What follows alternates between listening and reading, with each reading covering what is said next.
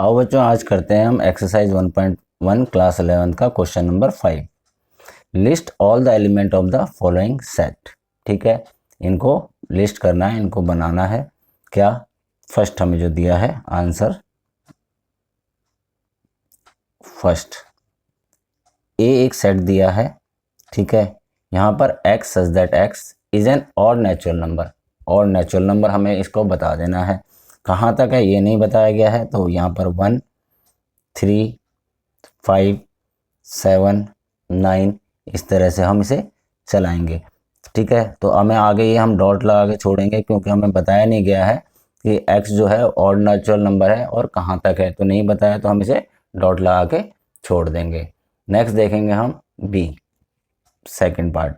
b क्या दिया है, x such that x is an integer -1/2। जो x है -1/2 से बड़ा है और 9/2 से छोटा है। ठीक है, तो -1/2 से बड़ा क्या होगा, नंबर लाइन पे देखो एक नंबर लाइन है। ठीक है, अगर यहाँ पर 0 है तो यहाँ पर होगा -1/2।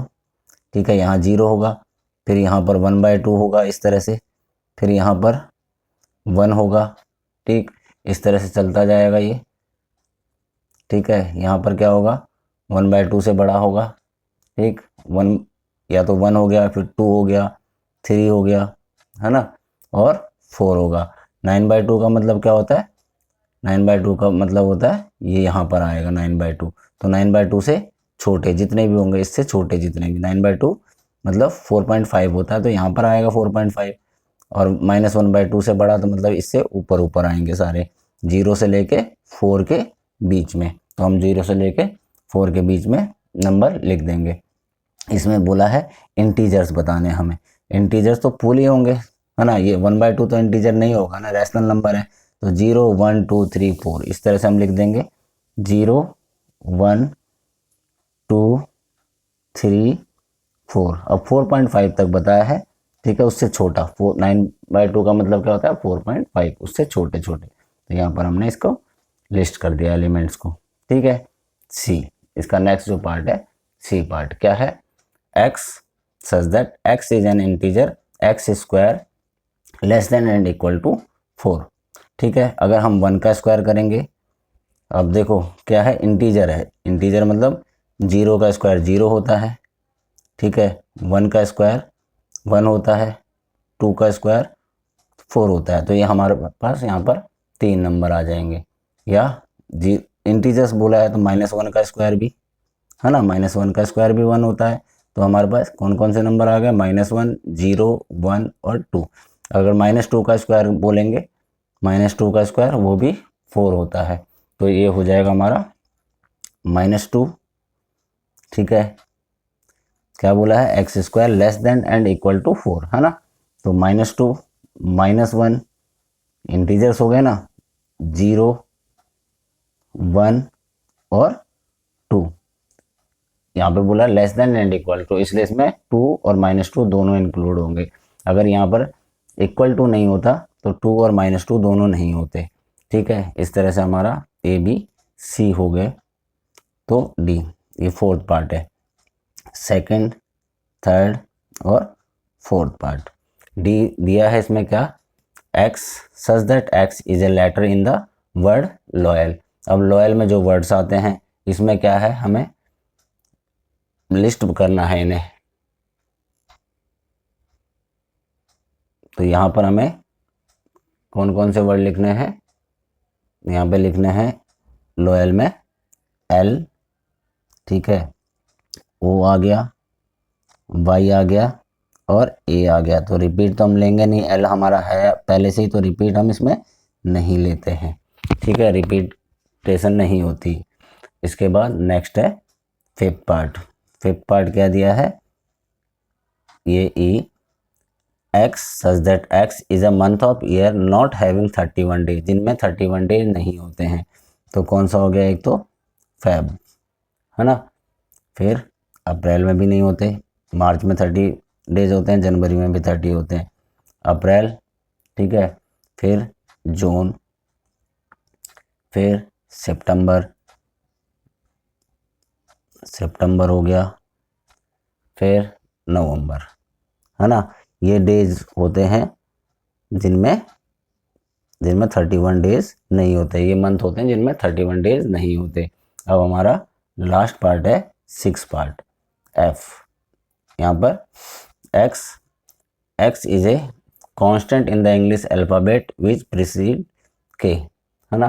के से नीचे नीचे के जो नंबर हमें लिखने हैं, कांस्टेंट लिखना है, तो ए तो हमारा कॉन्सोनेंट लिखने हैं, तो ए तो हमारा क्या होता है, ए तो हमारा कॉन्सोनेंट नहीं है, ठीक है। तो यहाँ पर बी हो गया, ए हमारा बी वोवल हो गया, है ना। ए तो वोवल हो गया, B C D E vowel होता है, एफ जी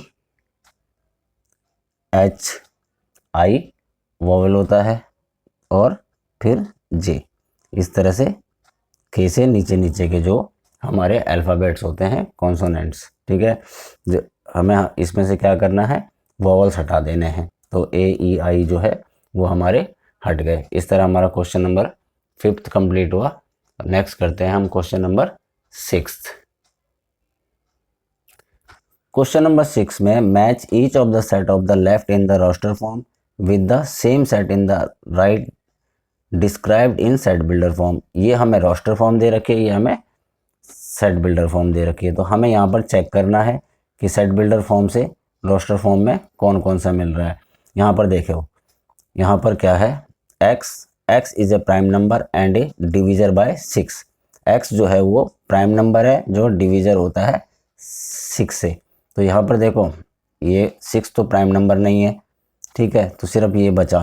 तो यहाँ पर जो सेकंड होगा वो a से कैरी कर जाएगा। तो हम यहाँ पर लिखेंगे आंसर में, क्या लिखेंगे, जो सेकंड है वो a से कैरी कर रहा है, मिल रहा है ना। सेकंड जो है a से मिल रहा है, ये फर्स्ट का हमारा, ये हमने एक डाल दिया। इसी तरह से हम दूसरा देखते हैं, क्या, x is an odd natural number less than 10, ठीक है, ऑड नेचुरल नंबर, ठीक है। तो 1 3 5 7 9, तो यहाँ पर फोर्थ जो है वो b से कैरी कर रहा है, तो ये सेकंड का हमारा आंसर हो गया, ठीक। यहाँ पर फिर दूसरा, x is a natural number and divisor by 6। Natural number है जो 6 से डिवाइड हो जाता है, तो 6 से नेचुरल नंबर 1 2 3 6, है ना। तो c का हमारा क्या हो गया, c का जो हो गया वो हो गया फर्स्ट, है ना। x is a natural number and divisor by 6। उसके बाद अगला जो लास्ट हमारा है इसमें, क्या, fourth, x is a letter of the word mathematics. तो यहाँ पर थर्ड सीधा मिल रहा है ये, ठीक है। तो डी हमारा थर्ड से कैरी कर गया, तो डी हम यहाँ पे लिख देंगे, ये हमारा थर्ड से कैरी कर गया। इस तरह से हमने रोस्टर फॉर्म और सेट बिल्डर फॉर्म को मिला दिया कि कौन सा रोस्टर फॉर्म सेट बिल्डर के साथ मिल रही है। तो इस तरह हमारा क्वेश्चन नंबर 6 और ये एक्सरसाइज भी ख़त्म हुई।